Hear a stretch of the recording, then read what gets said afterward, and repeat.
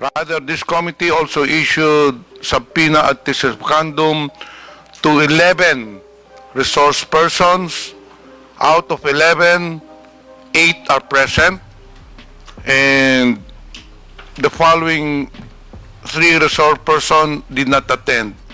The next step after subpoenas have been issued, if still the mentioned personalities will not attend the next hearing, the committee has no recourse but to issue a contempt order if they will not show on or if they do not attend on the next hearing tentatively scheduled on April 8.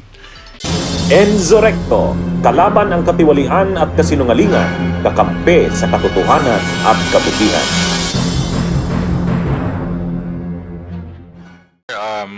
Like the Honorable Romeo Acop, I will reserve some of my questions for the next hearing since karamihan po na tanong na. But additional manifestations na lang po, Mr. Chair.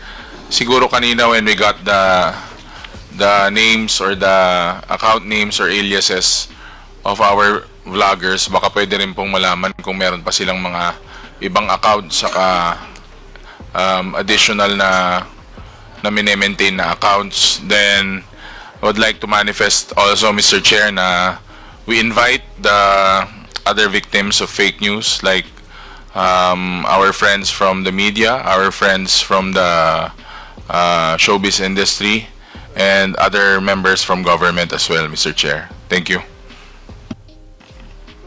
Before we suspend the hearing, I have some matters to discuss. First and foremost, we would like to inform everyone that the tentative date for the next hearing will be on April 8. During the last hearing, we have issued, or rather, this committee has issued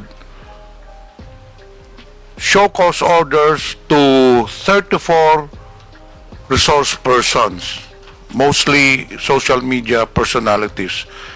Out of 34 that we have invited, 10 are present today and 24 did not attend.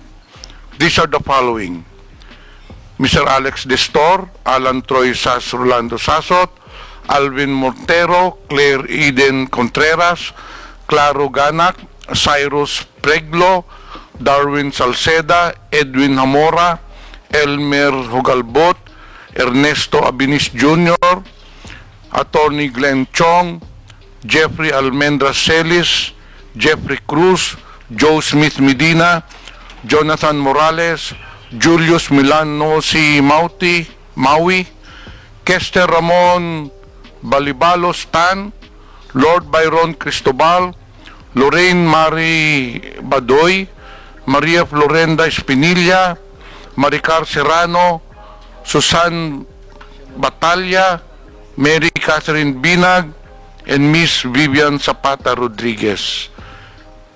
So at this point, since we have already issued this cause order, this committee is now, since of your non-appearance, this committee now is compelled to issue a subpoena. Mr. Chairman. Chairman. Yes, Representative. Mr. Chairman, may I respectfully move to issue a subpoena ad testificandum for all those mentioned named by the Chairman. So move, Mr. Chairman. Second, Mr. Chair. Any objection?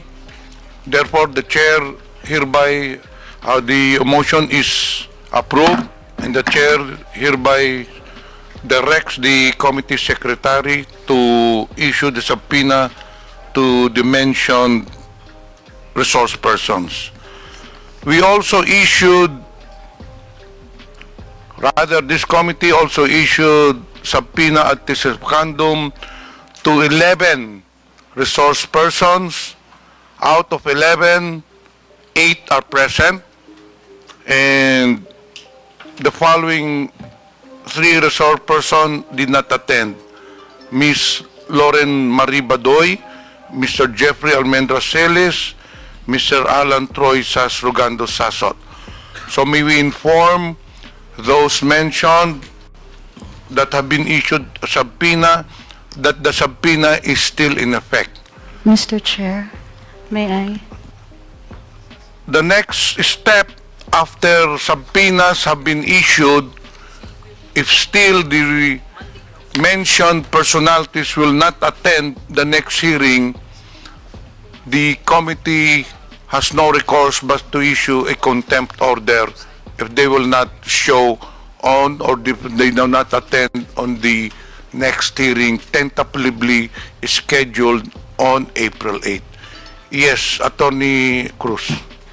Sir, Ms. Lorraine Maribadoy is out of the country. She sent me a copy of her ticket and a copy of her notice that she cannot make it today.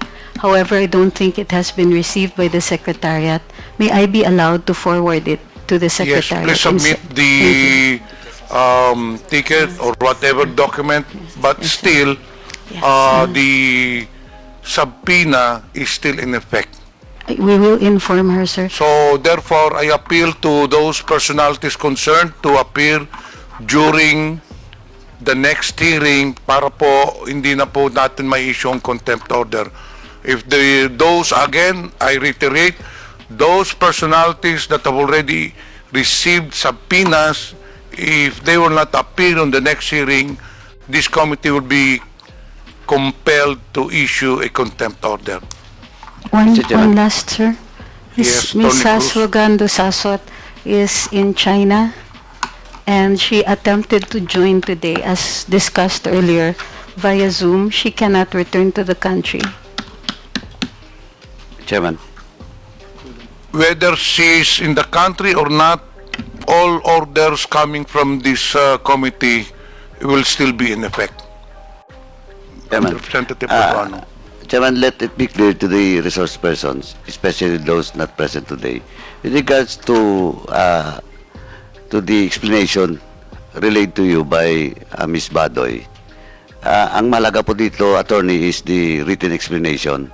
Attached with is all the documents that will prove that indeed he was abroad, she was abroad, and at the same time, if the written explanation is valid.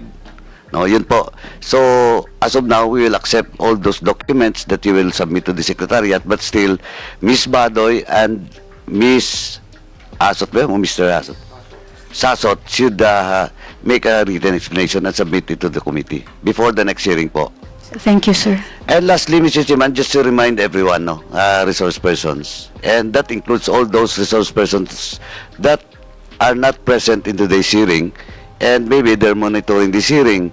Let me remind everyone that please don't force us to cite you in contempt, because under our rules, just to remind you, Section 11 of our internal rules, paragraph F, we will not allow discussions or attacking, insulting this committee hearing after the suspension of this hearing, because you will be in violation of Section 11, letter F of our internal rules.